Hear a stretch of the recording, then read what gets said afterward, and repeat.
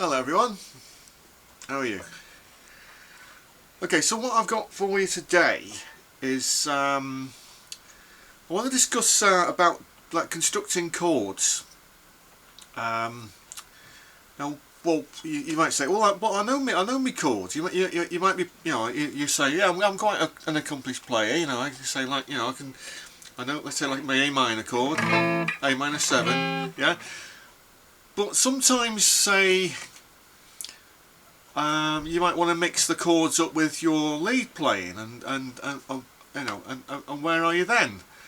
And somebody might give you a lead sheet, and it's got like these fancy squiggles on it, and you're not quite sure what they mean, and so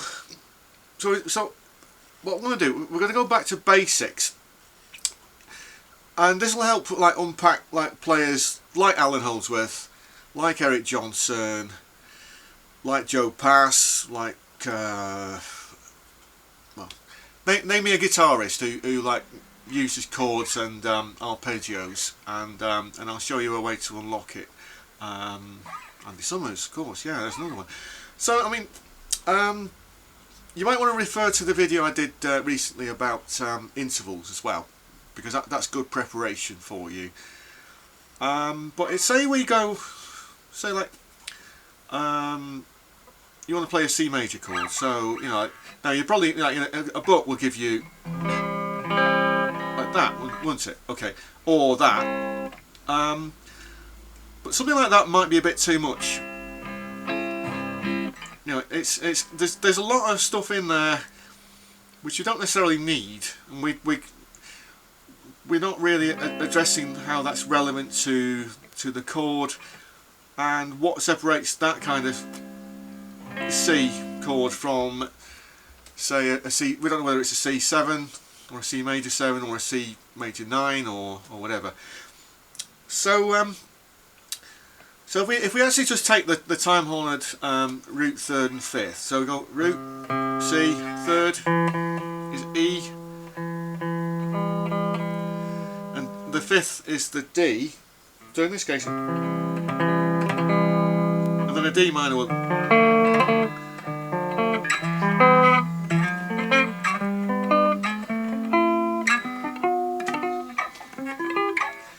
yeah. Now I mean I can do these because I've got myself familiar with where the actual intervals are. So that's the same as that but played here. Root, 3rd, 5th. Now if I wanted to make that if I wanted to make that either a dominant 7 or a major 7, so I go through the C major scale. 1, 2, 3, 4, 5, 6.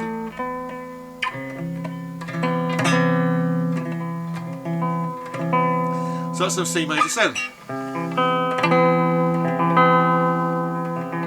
If I want to make it a dominant 7,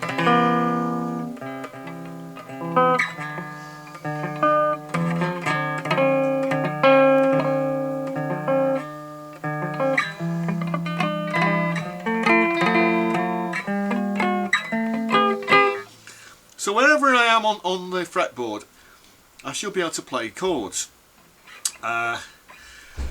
Now, we've in some ways we've got to unlearn what we've learnt. I sound like Yoda. I wish I sounded like Yoda. Do I wish I sounded like Yoda? But the whole thing about sometimes we've got to go back and we've got to unlearn stuff. And perhaps like think maybe like in terms of like the violin chords, because like the way the guitar's tuned in 4th, it's tuned the 4th above, so whatever note you play.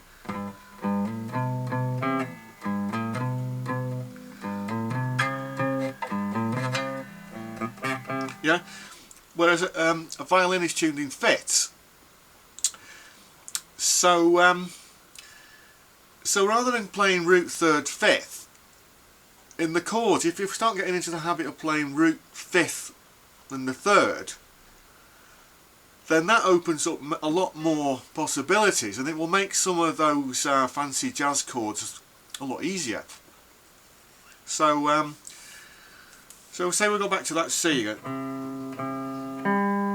Now if we play the, that's the 5th. Okay, no surprises there.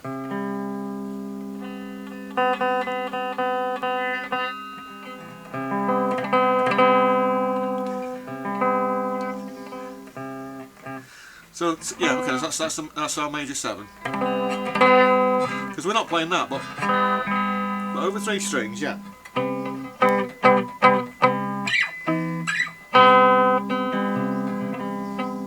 But there's no 3rd in that, because the 3rd should be that C. That's why you play that. You know, the convention to play the major 7 would be to put that note in there, and that's the 3rd. Now, if we actually look at that again, you realise that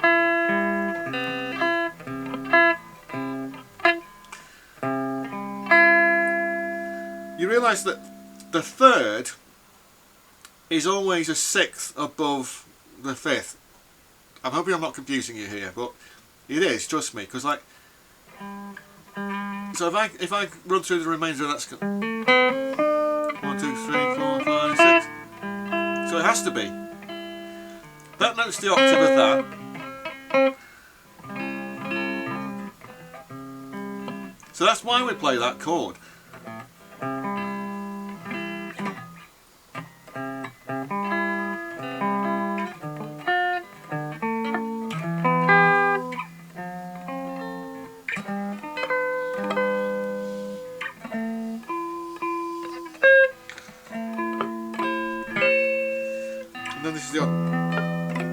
So when we get things like a note says like a flat 5,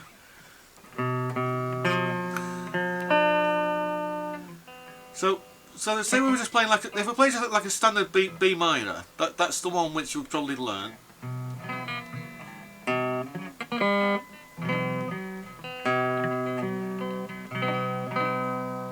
But we change that.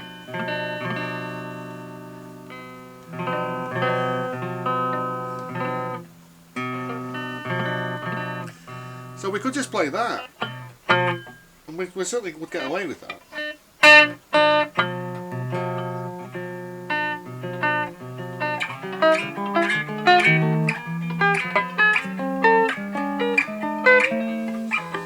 Yeah. Same with like an augmented 5th. So that would be like a regular 5th.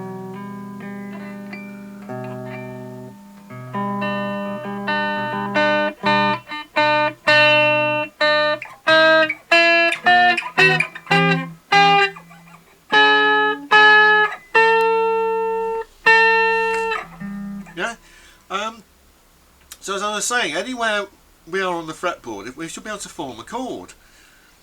So let's say we're in, like down in here in the E. Now what we're going to do there? Well, so we're in E. To make that an E minor, we're looking for a G. So we'd actually put the G there.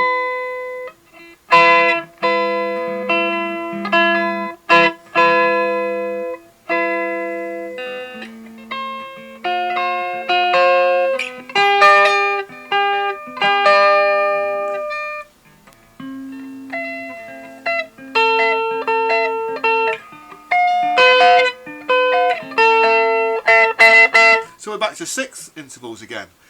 So it's really important to know those 6ths, you know, like notes being a 6th apart, and that will really help unpack some of these more complicated chords.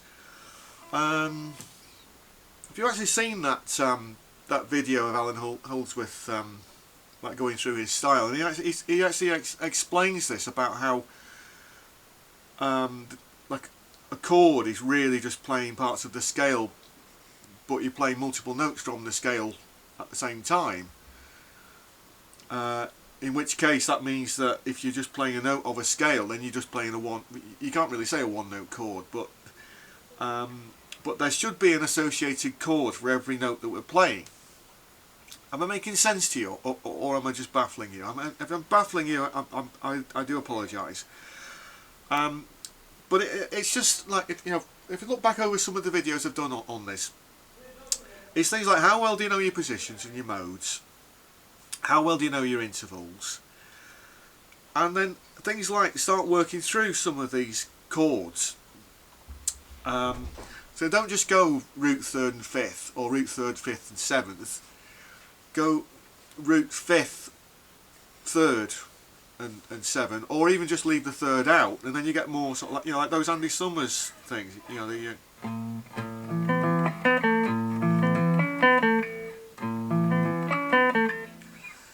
because we can actually unpack what he's doing there. So what's that note? That's the 3rd, isn't it? Because it's the 6th above. Or is it? What is that note? That note is D flat.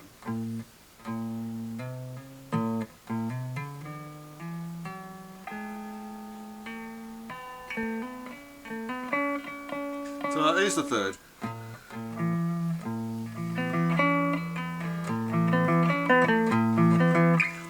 So then you could do like a flat 3rd on that.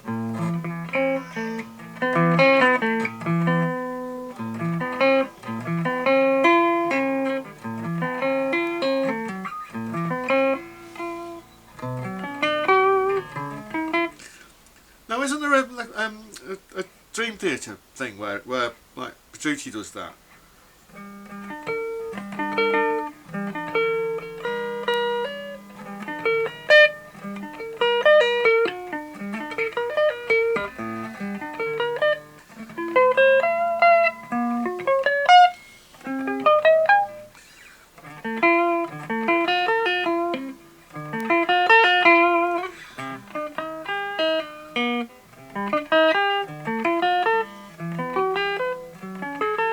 Yeah, so all that is just like the root 5th, 3rd,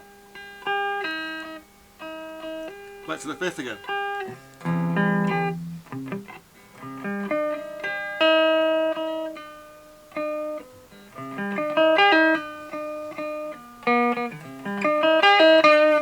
Yeah, am I hitting home here with some of these things? And then of course the other thing we can look at as well is, especially if you're working like with a bass player, or like you might be playing alongside like a pianist, is dropping the root and 5th altogether. Then it gets a bit more tricky because you've got to remember where you are then. So say we take our A minor chord. Now the bass player is going to be down here somewhere. Yeah. So if you're here, so then we start getting into these sort of grips.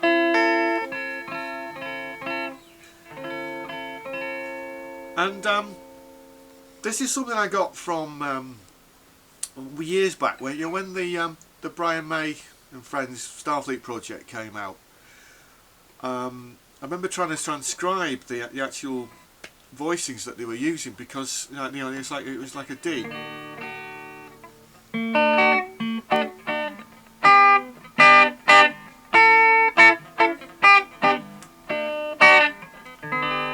Now that's just a G. A. Now you can play this one here as well if you want, but rather than just like playing like the full, because that might be that's a bit much. Whereas if you're just playing these cut down chords like this, so either that or that.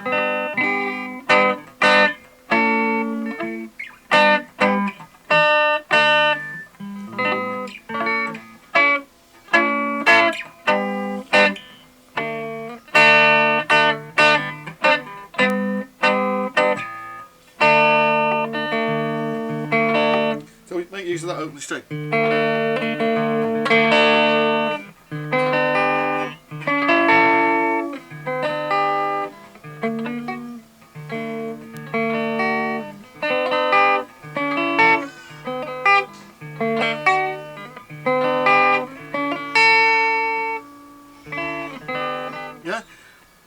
and so on. So just making use of those cut down chords, and then when we can actually start looking at some, we can actually start looking at some of those like those Allan Holdsworth things where he's like.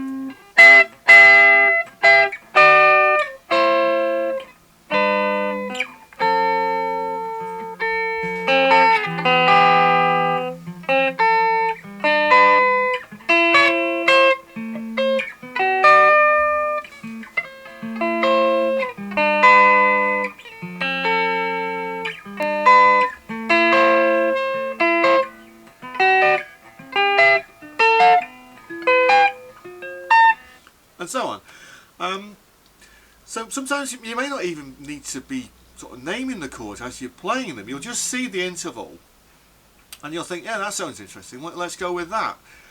And then it's only afterwards, you know, say maybe you've just sat down, you just recorded yourself playing, then you can actually come back to it and put the theory to it and say, well, what was that was actually, you know, and actually work out you know, what notes what notes were in the chord, and so on. So yeah, so can you run with this? Can you you know, I've like I say, I hope I haven't baffled you. But if you do actually run with it, and then you can mix up like your lead and your chord playing as well, and it should sound pretty amazing. Okay, all right. Thanks for watching. That's all I got for you today. Please consider subscribing, and I'll see you next time.